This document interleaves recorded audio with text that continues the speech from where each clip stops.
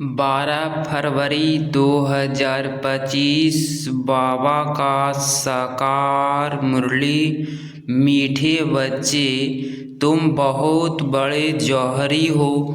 तुम्हें अविनाशी ज्ञान रत्नों रूपी जवाहरात देकर सबको शाहूकार बनाना है। प्रश्न: अपने जीवन को हीरे जैसे बनाने के लिए किस बात की बहुत बहुत संभाल चाहिए? उत्तर: संग की। बच्चों को संग उसका करना चाहिए जो अच्छा बरसते हैं, जो बरसते नहीं उसका संग रखने से फायदा ही क्या। संग का दोष बहुत लगता है। कोई किसके संग से हीरे जैसा बन जाते हैं, कोई फिर किसके संग से ठिक्कर बन जाते हैं। जो ज्ञानवान होंगे वह आप समान जरूर बनाएंगे, संग से अपनी संभाल रखेंगे। ओम शांति। मीठे मीठे रूहानी बच्चों को सारी सृष्टि ड्रामा अच्छी रीति बुद्धि से में याद है। कटाक्ष भी बुद्धि में है। यह सारा बुद्धि में पक्का रहना चाहिए कि सतयुग में सब श्रेष्ठाचारी निर्विकारी पावन सॉल्वेंट थे।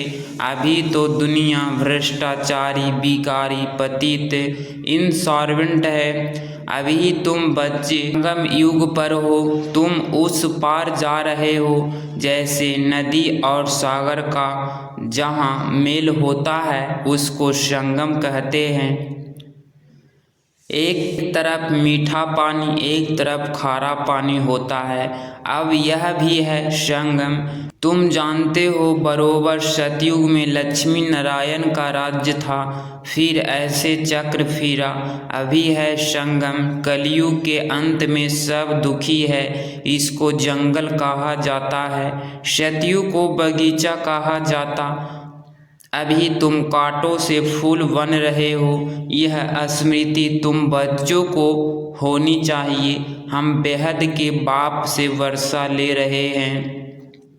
यह बुद्धि में याद रखना है। 84 जन्मों की कहानी तो बिल्कुल कॉमन है, समझते हो। अब 84 जन्म पूरे हुए। तुम्हारी बुद्धि में तरावट है कि हम अभी सतयुगी बगीचे में जा रहे हैं। अब हमारा जन्म इस मृत्यु लोक में नहीं होगा, हमारा जन्म होगा अमर लोक में। शिव बाबा को अमरनाथ भी कहते हैं। वह हमको अमर कहानी सुना रहे हैं। वहाँ हम शरीर में होते भी अमर रहेंगे। अपनी खुशी से टाइम पर शरीर छोड़ेंगे, उसको मृत्यु लोक नहीं कहा जाता। तुम किसको भी समझाएंगे तो समझेंगे बरोबर। इनमें तो पूरा ज्ञान है। सृष्टि का आदि और अंत तो है ना। छोटा बच्चा भी जवान और वृद्ध होता है, फिर अंत आ जाता है, फिर बच्चा बनता है। सृष्टि भी नई बनती, फिर क्वार्टर पुरानी, आधी पुरानी, फिर सारी पुरानी होती है, फिर नई होगी। यह सब बातें और कोई एक दो को सुना नहीं सकते। ऐसे चर्चा कोई कर नहीं सकते सिवाय तुम ब्राह्मणों के, और कोई को रूहानी नॉलेज मिल न सके। ब्राह्मण वर्ण में आए तब सुने, सिर्फ ब्राह्मण ही जाने। ब्राह्मणों में ही नंबरवार है। कोई यथार्थ रीति सुना सकते हैं, कोई नहीं सुना सकते हैं, तो उन्हों को कुछ मिलता नहीं है। जौहरियों में भी देखेंगे, कोई के पास तो करोड़ों का माल रहता है, कोई के पास तो 10,000 का भी माल नहीं होगा। तुम्हारे में भी ऐसे है। जैसे देखो, यह जनक है, यह अच्छा जौहरी है, पास वैल्यूबल जवाहरात है जिसको देकर अच्छा साहूकार बना सकती है। छोटा जौहरी है, जास्ती दे नहीं सकते, तो उनका पद भी कम हो जाता है। तुम सब जौहरी हो। यह अविनाशी ज्ञान रत्नों के जवाहरात है। जिसके पास अच्छे रत्न होंगे वह शाहूकार बनेंगे, औरों को बनाएंगे। ऐसे तो नहीं जौहरी होंगे। अच्छे अच्छे जौहरी बड़े बड़े सेंटर्स पर भेज देते हैं। अच्छी जवाहरात दी जाती है। बड़े बड़े दुकानों पर एक्सपर्ट रहते हैं। बाबा को भी कहा जाता है सौदागर, रत्नागर। रत्नों का सौदा करते हैं। फिर जादूगर भी है, क्योंकि उसके पास ही दिव्य दृष्टि की चाबी है। कोई नौंधा भक्ति करते हैं तो उसको साक्षात्कार हो जाता है। यहाँ वह बात नहीं है। यहाँ तो अनायास घर बैठे भी बहुतों को साक्षात्कार होता है। दिन प्रतिदिन सहज होता जाएगा। कईयों को ब्रह्मा का और श्री कृष्ण का भी साक्षात्कार होता है।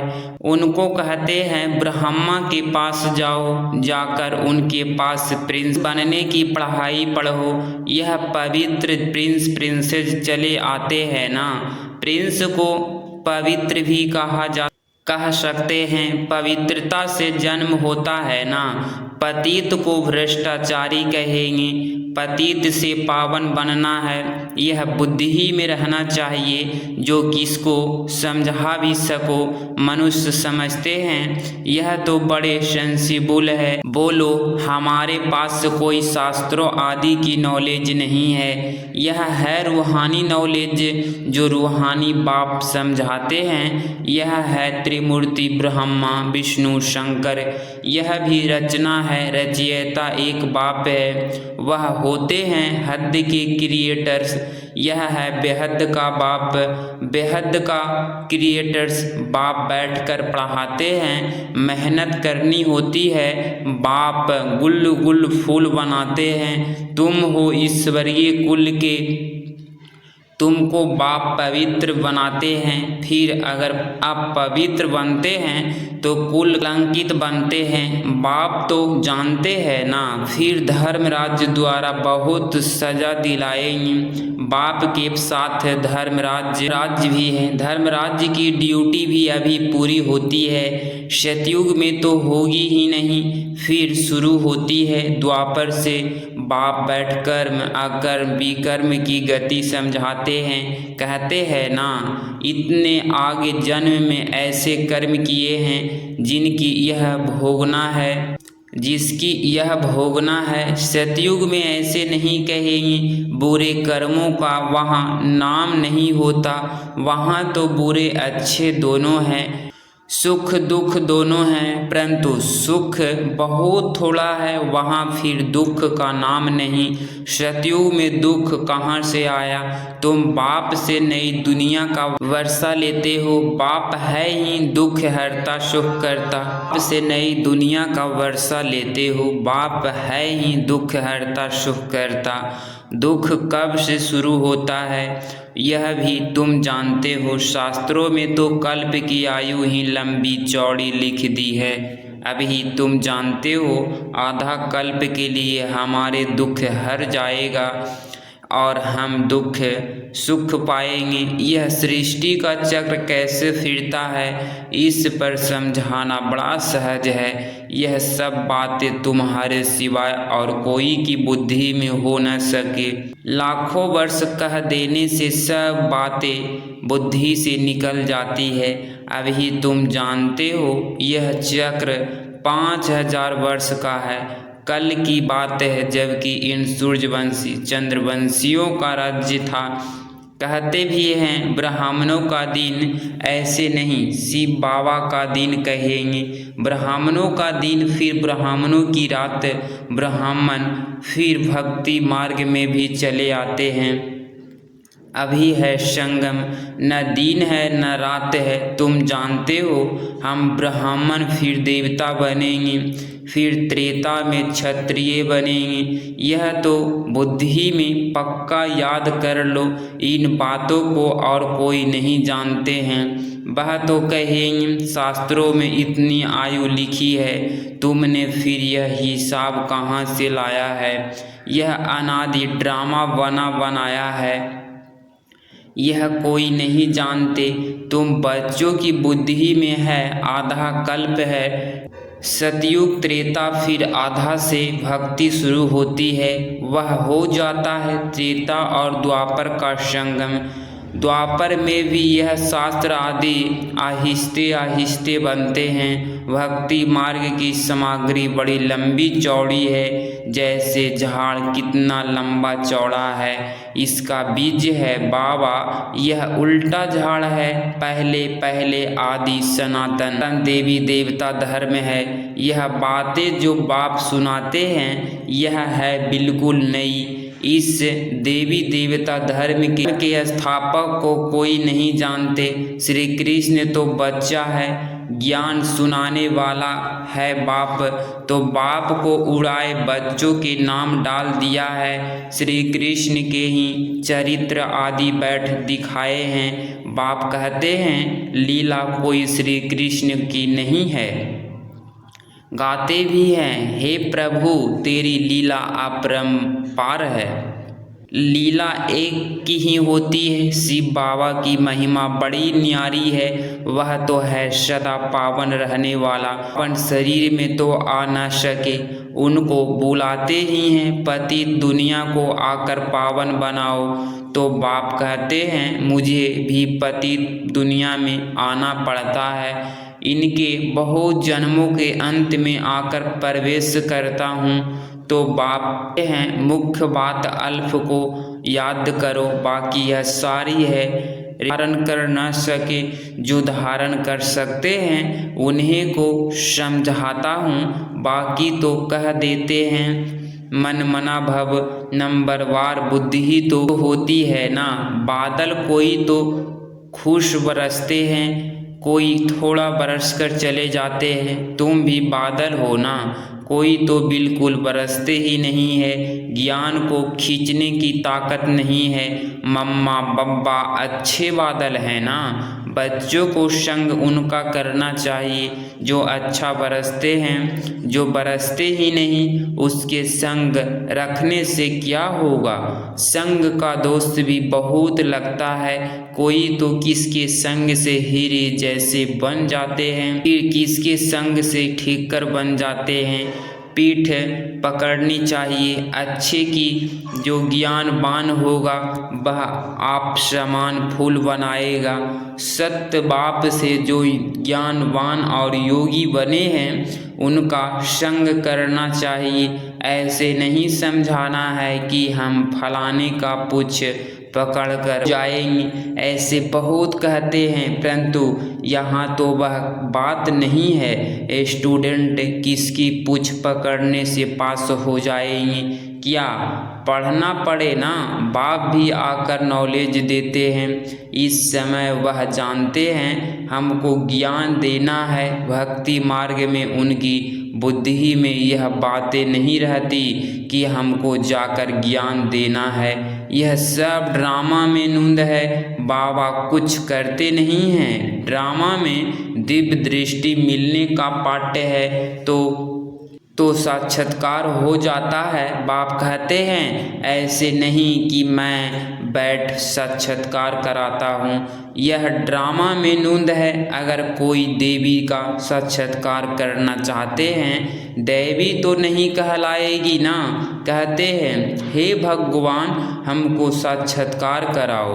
बाप कहते हैं ड्रामा में नूंद होगी, हो जाएगा। मैं भी ड्रामा में बंधा हुआ हूँ। बाबा कहते हैं मैं इस सृष्टि में आया हुआ हूँ, इसके मुख से मैं बोल रहा हूँ, इनकी आँखों से तुमको देख रहा हूँ। अगर यह शरीर ना हो तो देख कैसे सकूँगा। पतित दुनिया में ही मुझे आना पड़ता है, स्वर्ग में तो मुझे बुलाते ही नहीं हैं। मुझे बुलाते ही संगम पर हैं। जब संगम युग पर आकर शरीर लेता हूँ तब ही देखता हूँ। निराकार रूप में तो कुछ देख नहीं सकता हूँ। आगरण से बिगर आत्मा कुछ भी कर ना सके। बाबा कहते हैं, मैं देख कैसे सकता, चूर-पुर कैसे कर सकता बिगर शरीर के। यह तो अर्धश्रद्धा है। जो कहते हैं ईश्वर सब कुछ देखता है, सब कुछ वह कहते हैं देखेगा, फिर कैसे? जब आग्रंश मिले तब देखे ना। बाप कहते हैं, अच्छा वह बुरा काम ड्रामा अनुसार हर एक करते हैं। नूंद है, मैं थोड़े ही इतने करोड़ों मनुष्यों का बैठ हिसाब रखूँगा। मुझे शरीर है तब सब कुछ करता हूँ। करन करावन हार भी तब कहते हैं, नहीं तो वह कह न सके। मैं जब इसमें आऊँ तब आकर पावन बनाऊँ। ऊपर में आत्मा क्या करेगी, शरीर से ही पाट बजाएगी ना। मैं भी वहाँ आकर पाट बजाता हूँ। सतयुग में मेरा पाट है नहीं, पाट बिगर कोई कुछ कर न सके। शरीर बिगर आत्मा कुछ कर नहीं सकती।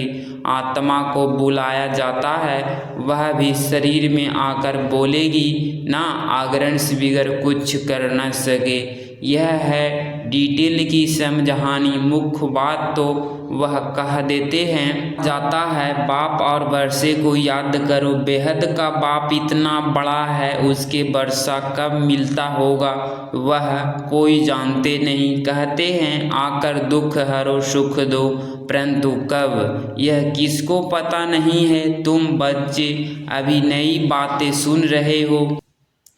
तुम जानते हो हम अमर बन रहे हैं, अमर लोक में जा रहे हैं। तुम अमर लोक में कितना बार गए हो? अनेक बार। इसका कभी अंत नहीं होता। बहुत कहते हैं क्या मोक्ष नहीं मिल सकता?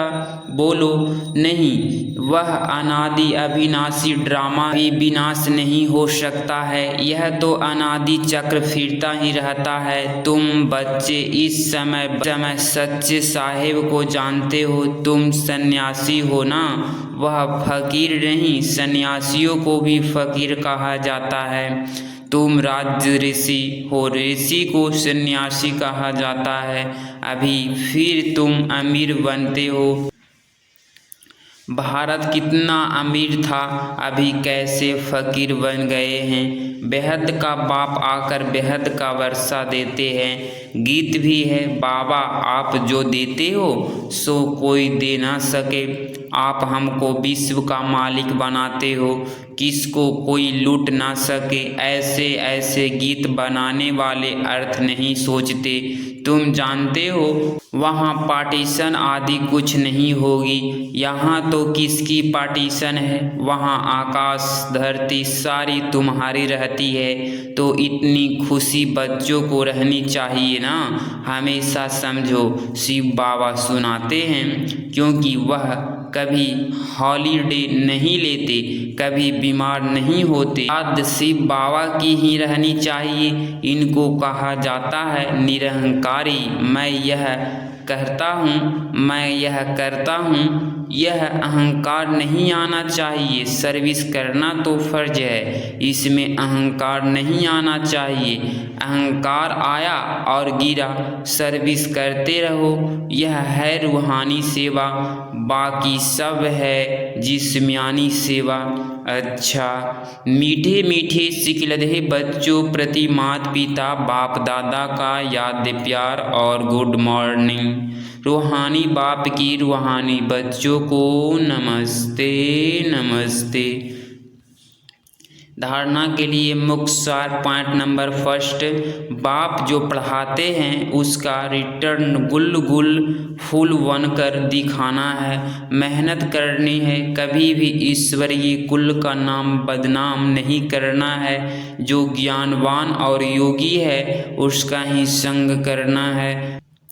पॉइंट नंबर 2, मैंपन का त्याग कर निहंकारी बन रूहानी सेवा करनी है। इसे अपना फर्ज समझाना है, अहंकार में नहीं आना है। आज का वरदान है 12 फरवरी 2025 का वरदान, व्यर्थ को भी शुभ भाव और श्रेष्ठ भावना द्वारा परिवर्तन करने वाले सच्चे मर्जीवा भव। स्पष्टीकरण, बाप दादा की श्रीमत है बच्चे व्यर्थ बातें न सुनो, न सुनाओ और न सोचो। सदा शुभ भावना से सोचो, शुभ बोलो, शुभ बोल बोलो, व्यर्थ को भी शुभ भाव से सुनो। शुभ चिंतक बन बोल के भाव को परिवर्तन कर दो। सदा भाव और भावना श्रेष्ठ रखो। स्वयं को परिवर्तन करो, न कि अन्य के परिवर्तन का सोचो। स्वयं का परिवर्तन ही अन्य का परिवर्तन है। इसमें पहले मैं इस मर्जीवा बनने में ही मजा है। इसी को ही बलि कहा जाता है। इसमें खुशी से मरो, यह मरना ही जीना है, यही सच्चा जयदान है। स्लोगन: संकल्पों की एकाग्रता श्रेष्ठ परिवर्तन में फास्ट गति ले आती है। अव्यक्त इशारे: एकांत प्रिय बनो, एकता और एकाग्रता को अपनाओ। संगठन की शक्ति जो चाहे वह कर सकती है। संगठन की निशानी का यादगार है 5 पांडव। एकता की शक्ति, हाँ जी विचार दिया, फिर एकता के बंधन में बंध गए। यही एकता सफलता का साधन है। अगर इस चैनल पे आप डेली मुरली सुनते हैं तो चैनल को प्लीज़ सब्सक्राइब करें और प्यारा सा लाइक ज़रूर करें। मिलते हैं कल की मुरली में। ओम शांति, ओम शांति, ओम शांति।